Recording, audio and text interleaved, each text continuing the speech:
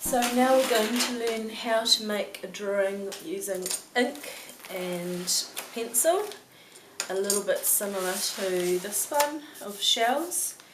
So I've got some shell pictures to work from here, and I'm just going to sketch out a shell. So now you can see we've got the shell outline. So the first step for adding the ink, and the ink is useful for blocking in large areas of tone that you want to kind of be fairly regular. So the first step is actually just to put water in.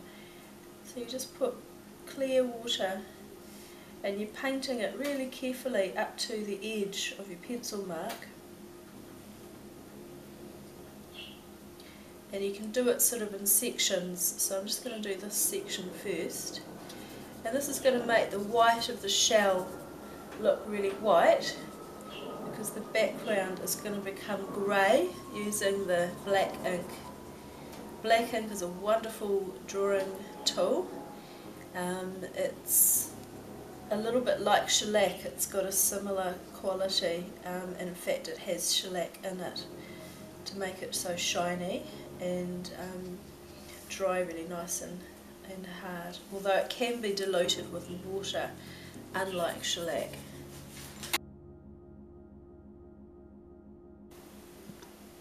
Now, one of the easiest ways to get the ink from the ink container is actually just to use a brush.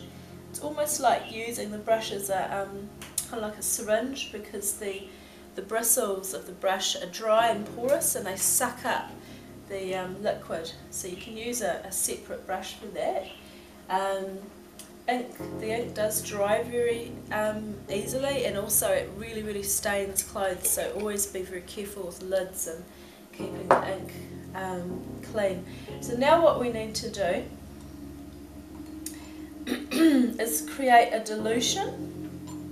So again, I'm using my brush, kind of sucking up the water with the bristles of the brush, just to place some water on my palette here, and I'm getting a little bit of black and just adding it. And I want a sort of a grey.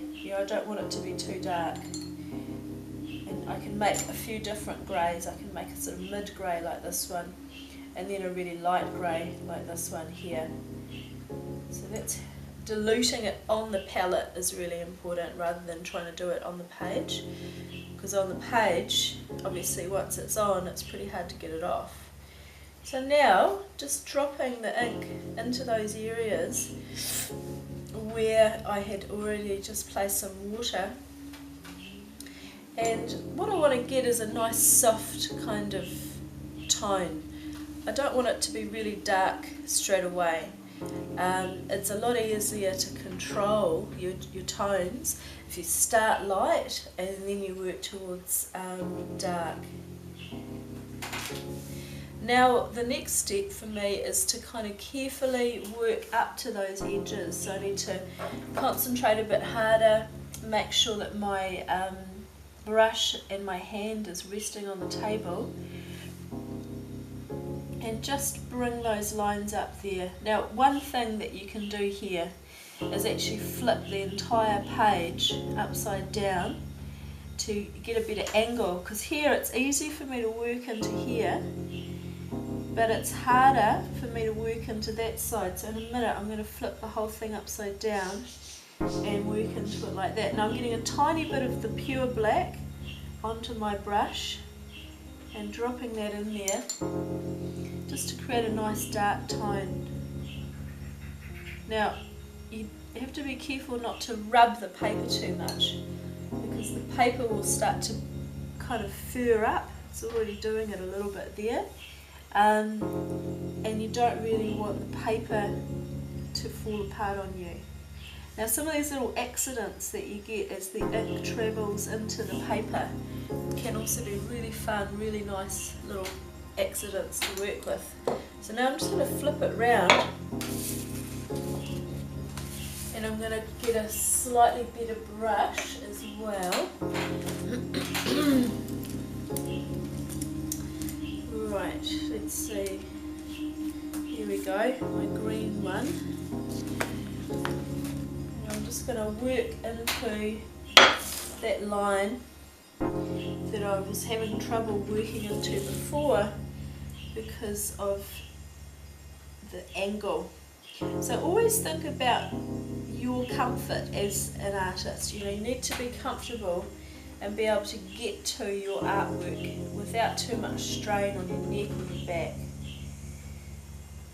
Easels are actually really good for that because instead of working on the table, you're working upright. So that's another thing to ask for Christmas. Even though they're probably quite expensive easels, $300. Okay, so that's starting to look quite nice, and I just need to work into this little bit there and get a little bit of a shade going in there as well. So you can see that with the background, because I'm not really drawing anything, I'm just kind of putting in a shade. I can kind of make stuff up.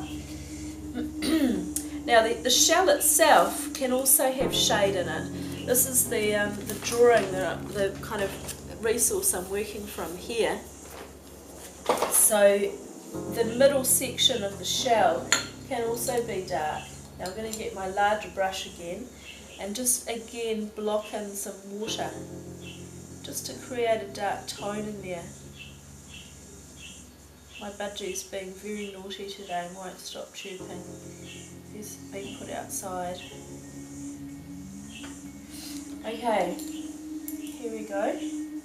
So again, blocking in some really nice dark tones in there. You can see how the ink just sort of spreads away and creates quite a nice effect. The other thing with the black ink is you can get a very nice crisp edge with it. So it's a wonderful drawing tool, and for some of you, you will find drawing with a brush a bit easier than drawing with a pencil. It's just some people have a preference that way. So drawings can be with wet media. You don't have to do a drawing with something dry like chalk or pencil. Drawings can be made with brushes, with paint, with ink, with all manner of things.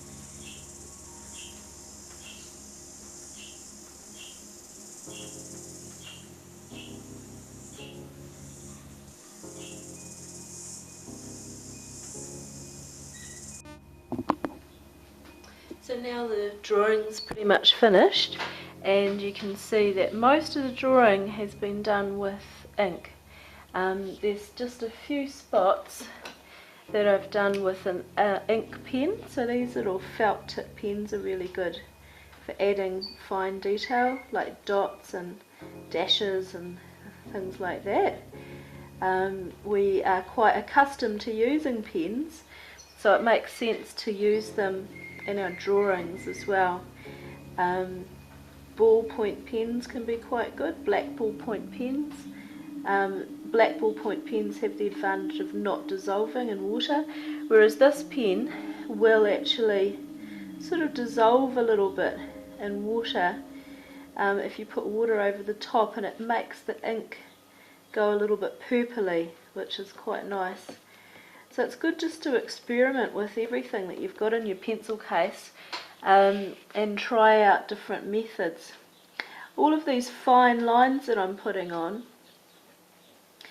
are forming shades or shadows, and that technique of layering up lots of little lines to create shadow is called cross-hatching. And if you want to have a look at a very, very good artist who used cross-hatching, you might want to look at Brewer. It's also a technique that's used quite a bit in printmaking and etching, using those little lines to build up tone.